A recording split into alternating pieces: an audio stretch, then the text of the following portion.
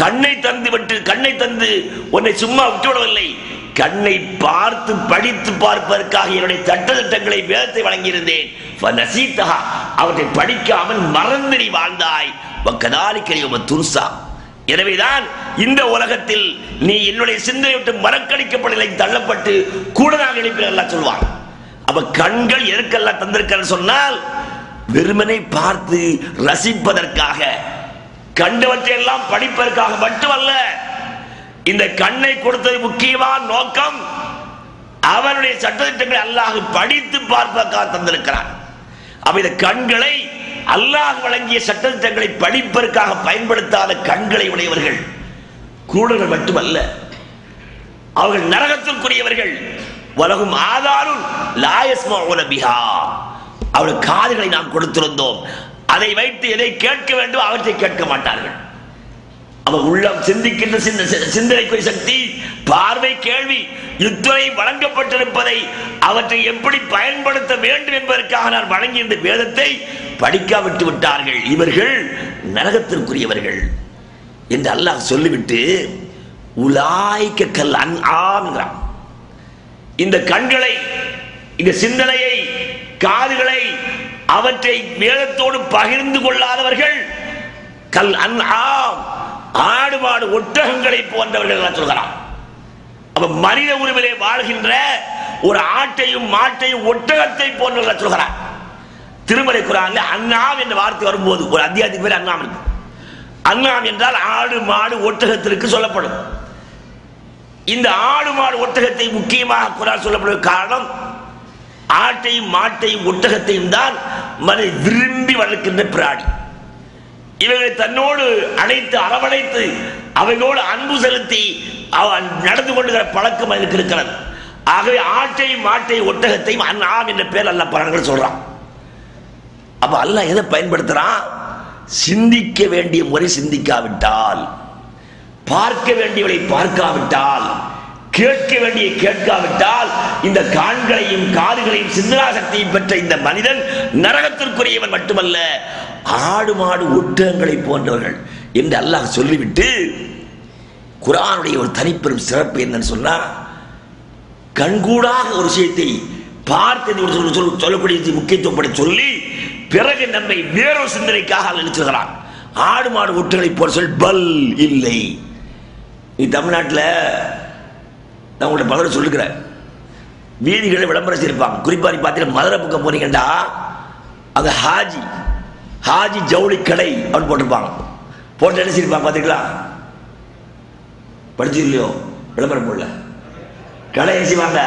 Into, அப்புறம் கடல் போட்டிருப்பாங்க. இந்த இண்டு கிட்ட அரபில பல் அப்படின்னு பயன்படுத்துவாங்க. அப்ப என்ன அல்ல சொல்றான், நீ ஆடு மாடு ஒற்றங்களை போன்ற சொன்னல, இல்ல இல்ல இல்ல, அதற்கு கூட நீ தகுதியற்றவன். அப்ப கண்களையும் காதுகளையும் உள்ளங்களையும் அல்லாஹ் வழங்கி அவற்றை முறையாக பயன்படுத்தவில்லை என்று சொன்னால், நான் ஆடு மாடு ஒற்றை என்று சொல்லி அவைகளை நீ கண்ணால் பார்க்கிற அவைகள் சொல்லிவிட்டு சொல்லுகிறேன், அதற்கு கூட தகுதி இல்லை. பல் ஹும் அவல், வேறு யாரு? அவற்றை விட மிக பெரும் வழிகட்டவன், வழி தெரியாமல் தடுமாறக்கூடிய ஒரு பிராணி என்று அல்லாஹ் சொல்கிறான். உலாய்க ஹுமுல் காஃபிலூன், இவர்கள் தான் தன்னை மறந்தவர்கள். தான் யார், இந்த உலகத்திற்கு ஏன் வந்தோம், எதற்காக வந்தோம், நாம் எங்கே இருந்து வந்தோம், எங்கே போக போகிறோம், நம்முடைய நிலைமை என்று புரியாமல் வாழ்கிறவன் என்று சொல்கிறான். அவன் மனித உருவிலே வாழ்கின்ற ஆடு மாடு ஒட்டகங்களை விட கேடு கட்டவன், அவன் தன்னை மறந்தவன், நரகத்துக்கு அல்லாஹ் சொல்லி காட்டுகிறான். எனவே அருமை சகோதரர்களே, சகோதரிகளே, நாம் இந்த உலகத்திலே வாழ்கிற போது சிந்தனைவாதிகளாக வாழ்கிற போதுதான் வணக்கத்தில், இபாதத்தில் லட்சியம் ஏற்படும், அலட்சியம் ஏற்படாமல் இருக்கும். அப்ப அலட்சியம் ஏற்படாமல் வணக்கத்திலே லட்சியமாக நடந்து கொள்ள வேண்டும் என்று சொன்னால் இவற்றையெல்லாம் நாம் கவனத்தில் கொள்ள வேண்டும். எப்படி அல்லாஹ் ஜல்ல ஷஅனஹு வ தஆலா மனிதராகிய நம்மை உடல் உயிர் என்ற இரண்டு நாள் நினைத்திருக்கிறார். ஆதம் அலைஹிஸ்ஸலாத்து வஸ்ஸலாமை படைத்தல சொல்லி காட்டுறான், மண்ணால் நாம் படைத்தோம். அவன் மனிதனை அல்லாஹ் மண்ணால் உருவாக்கி இருக்கிறான். இந்த மண்ணால் உருவாக்கி இந்த மனிதரில் அல்லாஹ் ரூஹ் என்ற ஆன்மாவை, உயிரை கொடுத்திருக்கிறான். உயிர் இல்லாமல் உடம்பு இருந்தால் மரியாதை இல்லை, உடம்பு இல்லாமல் உயிரை பார்க்கவும் முடியாது. இந்த இரண்டும் இணைந்தால் தான் மனிதன். அவன் மனிதனாக வாழ்கின்ற நாம் நம்முடைய உயிருக்கும் உடலுக்கும் சேர்த்து உணவளிக்க வேண்டும். இந்த உயிருக்கும் உடலுக்கும் சேர்த்து உணவளித்தால் தான் மனித லட்சியவாதியாக, மனிதனாக, இந்த ஆடு மாடு ஒட்டங்கள் இந்த மிருகத்தை விட கேடுகட்ட வாழ்க்கை வாழாதவனாக ஒரு பிராணியாக மனிதன் வாழ முடியும். எனவே அருமை சகோதரர்களை, ஏன் ஆட்டையும் மாட்டையும் அல்ல உதாரணம் சொல்றான்.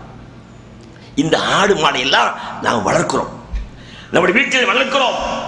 வளர்க்கிறது நமக்கு எல்லாருக்கும் தெரியும். யாருமே இந்த ஆட்டுக்கும் மாட்டுக்கும் ஒட்டகத்திற்கெல்லாம் நாம் உண்ணுகின்ற உணவை கொடுப்பதில்லை. அவைகளுக்கு என்று புல்லுகளையும் பூண்டுகளையும் இன்னும் கொஞ்சம் அதிகப்படி வேறு உணவை கொடுப்போமே தவிர நாம் உண்ணுகிற உணவை கொடுப்பதில்லை. நாம் படுக்கைகளை படுக்க வைப்பதில்லை, நாம் இருக்க வைப்பதில்லை. அவைகளை விலைக்கு வாங்கி வந்து அவைகளை கட்டுவதற்கே மாட்டு தொழுவோம், ஆட்டு தொழுவோம் என்று தனியாக தொழு வச்சிருக்கிறோம். அங்கே உணவை கொடுத்து விடுவோம். வாங்கி வந்ததற்காக ஒரு சில நாளைக்கு கட்டி போட்டு வீட்டில் வைப்போம். சில நாளைக்கு கட்டி வைத்து விட்டு வருடம் பூரா நம்முடைய வீட்டில் உணவு கொடுப்பதில்லை. கொஞ்ச நாளைக்கு பிறகு அவிழ்த்து விட்டுவோம். அதை மேய்த்துவதற்காக கூலி கொடுத்து எங்கேயோ அவிழ்த்து விட்டு விடுவோம். அதை நாமே அதை அவிழ்த்து கொண்டு போய் மேய்க்க சொல்வோம். இந்த மேய்க்கிற ஆட்டையும் மாட்டையும் பாருங்க, சுப்ஹானல்லாஹ். இந்த ஆடு மாடு மேய்ந்து விட்டு 3 நாளைக்கு உணவு கொடுத்திருப்பான், புல்லை கொடுத்திருப்பான், பூண்டு கொடுத்திருப்பான். அந்த புற்பூண்டு கொடுத்தவரை தேடி அவருடைய வீட்டுக்கு வருகின்ற ஒரு நல்ல பிராணி தான் ஆடு மாடு. நீங்க ஆட்டை பாருங்க, அதை கழுத்துல கயத்தை கட்டி சுற்றி விட்டுட்டு நம்ம கொஞ்சம் தூரம் போய் நின்று அவர் சொன்ன ஓடி வருது. ஒரு ஆடு 3 நாளைக்கு 4 நாளைக்கு புல் போட்டு வளர்த்ததற்காக வீதியில் நம்மை போல ஆயிரக்கணக்கான மைல்கள் சென்றாலும் கூட, அல்லது ஒரே பிரசவத்தில் 2 பேர் பிறந்திருந்து ஒரே மாதிரி இருந்தாலும் கூட, இந்த ஆட்டுக்கு தீனி கொடுத்தவன் கையை சுற்றி அவனை தேடி ஓடி வருது. இப்படி வருகின்ற ஆற்றலை ஒரு ஆடு பெற்றிருக்கிறது, ஒரு மாடு பெற்றிருக்கிறது, ஒரு ஒட்டகம் பெற்றிருக்கிறது. இவைகளெல்லாம் வளர்க்கின்ற இந்த மனிதன் இருக்கிறானே, இந்த ஆட்டையும் மாட்டையும் ஒட்டகத்தை வைத்துக் கொண்டு மேய்க்கிற போது தவறு செய்து அடிக்கிறான். இப்படி அடித்து உழைக்கிறானே இந்த மனிதன், இந்த ஆட்டை விட கேடுகட்டவன். எப்போது கேடுகட்டவன்? இந்த ஆட்டுக்கு தெரிகிறது தனக்கு உணவளிப்பவன் யார், தன்னை பாதுகாப்பவன் யார் என்று அவருக்கு நன்றியோடு நடக்கின்ற சுபாவம் இந்த ஆட்டுக்கு இருக்கிறது.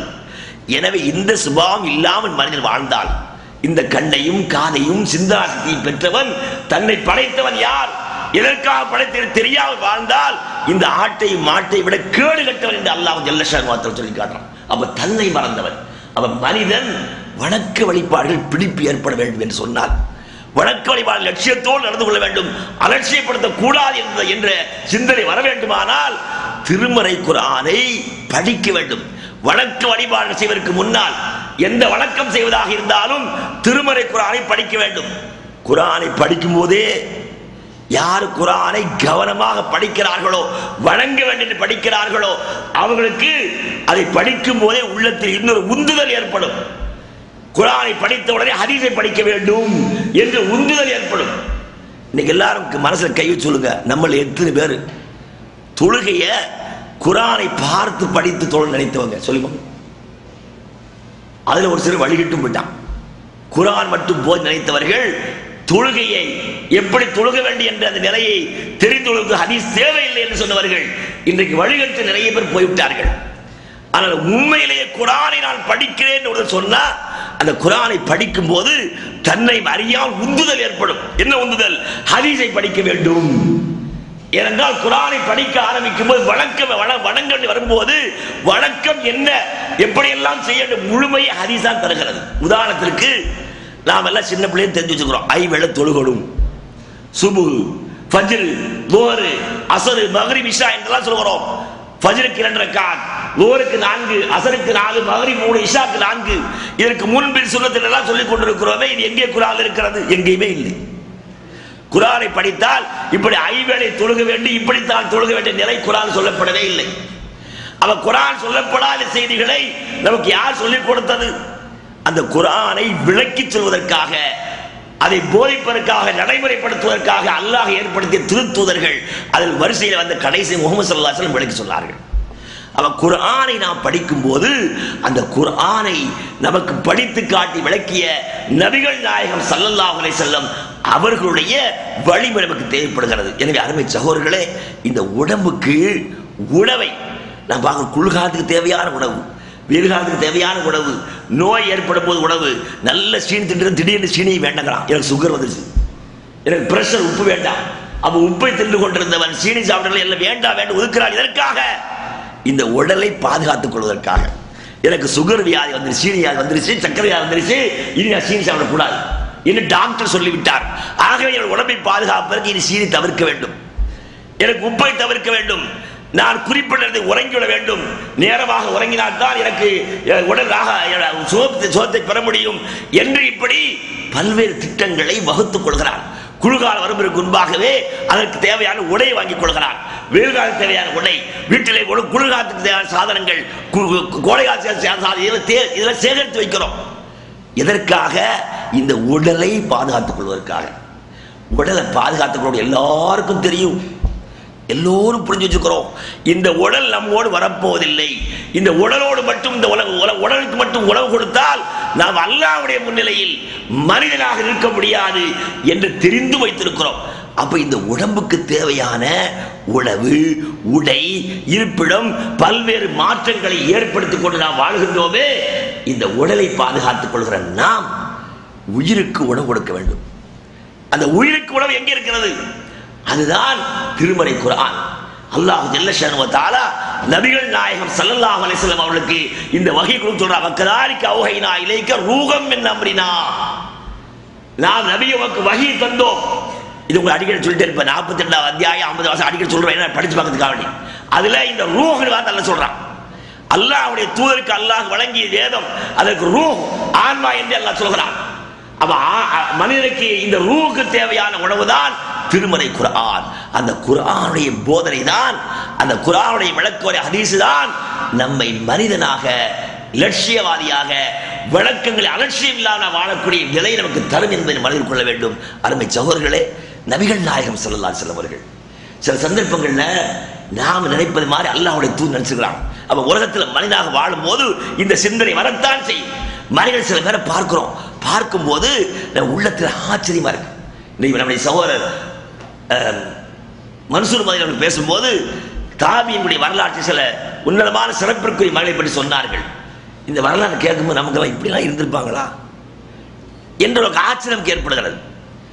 இதே மாதிரி இன்னொரு குளத்தில் பார்த்தா, என்ன இவன் மனுஷன், இவெல்லாம் மனுஷனா, நம்ம கோவப்பட்டு முழுமாடு மாதிரி வளர்ந்துருக்க அறிவிருக்கா என்று கேட்போம். மனுஷனை பார்த்து நம்ம பெத்த பிள்ளையே அல்ல நம்முடைய வேலை பார்க்கிற முழுமாடு மாதிரி வளர்ந்துருக்க அறிவிருக்கானா என்று கேட்போம். எப்போது அந்த மனிதனுக்கு இருக்கிற பண்பு தவறுகிற போது அப்படிலாம் கேட்கிறோம். ஆனா நாம நினைக்கிற பண்புகள் வேறு. அல்லாஹ் என்ன சொல்கிறான்? இந்த பண்பு எப்ப மனிதனுடைய பண்பு நீங்குகிறது? வேதத்தை படிக்காமல் இருக்கிற போது. அப்ப நமக்கு ஆச்சரியம் ஏற்படும்.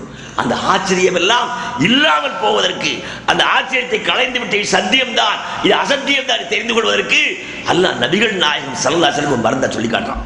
அப்ப நான் முதல்ல சொன்ன இந்த வசனம் 7வது அத்தியாயம் சூரத்துல் ஆராஃப் என்ற அத்தியாயத்துடைய 179 வசனத்தை சொல்ல விஷயத்தை சொல்லி காட்டினேன். மனிதன் லட்சியவாதியாக வாழ்வதற்கு சிந்திப்பதற்கும் பார்ப்பதற்கும் கேட்பதற்கும் அல்லாஹ் வழங்கி இருக்கிற குர்ஆனை, அந்த குர்ஆனை விளக்குற ஹதீஸை சிந்தித்து பார்த்து கேட்டு படித்த மக்களாக மாற வேண்டும். அப்போதான் வழக்கு வழிபாடுகள் நமக்கு ஆவல் ஏற்படும், பற்றி ஏற்படும். இலட்சியமாக வாழலாம், அலட்சியம் இல்லாமல் வாழலாம். அடுத்து நபிகள் நாயகம் ஸல்லல்லாஹு அலைஹி வஸல்லம் அல்லாஹ் இன்னொரு வசனம் சொல்லி காட்டுறான். இந்த நபிகள் நாயகம் ஸல்லல்லாஹு அலைஹி வஸல்லம் அவர்கள் மனிதர்களோடு மனிதனாக பழகி ஏகத்துவத்தை, திருமறை குர்ஆனை படித்து கொடுக்கிற போது அவர்களுக்கு சில மனிதரை பார்க்கும் போது ஆச்சரியப்படுறாங்க. இப்படிலாம் இருக்கிறாங்களே என்று நினைக்கிறார்கள். மனிதர்கள் தானே, நாம் சொல்லுகின்ற செய்தியை கேட்கிறார்களே, பார்க்கிறார்களே, இவர்களுக்கு என்ன சிந்திக்க வேண்டிய சக்தி இல்லையா, பார்க்க வேண்டிய கண் இல்லை என்று நினைக்கிறார்கள். அப்ப அல்லாஹ் விஷயம் சொல்றான். அருமை சகோதரர்களே, நமக்கு இபாதத்துல லட்சியம் வேணும்னு சொன்ன, அலட்சியம் இல்லாம இருக்க வேண்டிய. எதை சொல்றான்? அலட்சியம் என்ன? எதை சொல்றான்? நீ பாருங்க, சர்வசாதாரண மக்கள்கிட்ட பார்க்குற சுப்ஹானல்லாஹ், இந்த நாடு, இந்த அரபு நாடு, அது குறிப்பாக சவுதி, உலகத்திலேயே தொழுகைக்காக கடை அடைக்கப்படக்கூடிய ஒரே நாடு சவுதி தான். ஆனா இந்த சவுதியில் வாழக்கூடிய நம்முடைய சகோதரர்கள் இந்த தொழுகைக்காக அடைக்கிற நேரத்தை டீ குடிப்பதுக்கும், சாப்பாடு கொண்டு அரிசி உலையில போட்டு வரதுக்கும் இப்படி பயன்படுத்தக்கூடிய மக்களை பார்க்குறோம். கடை அடைச்சி நேர வீட்டுக்கு ஓடி வர்றாங்க. வீட்டுக்கு ஓடி, அதை உதிச்சிட்டு வரணுங்க என்ன இருந்தால் பரவாயில்லை, அதுக்கு இல்லை, நேர ஓடி வந்து டீ குடிக்கிறதுக்கு அதுக்கு பயன்படுத்திட்டு காம சுரும சேர்றாங்க. சில பேர் தொழுகை முடியும் போது சேர்க்கிறான், சேர்த்து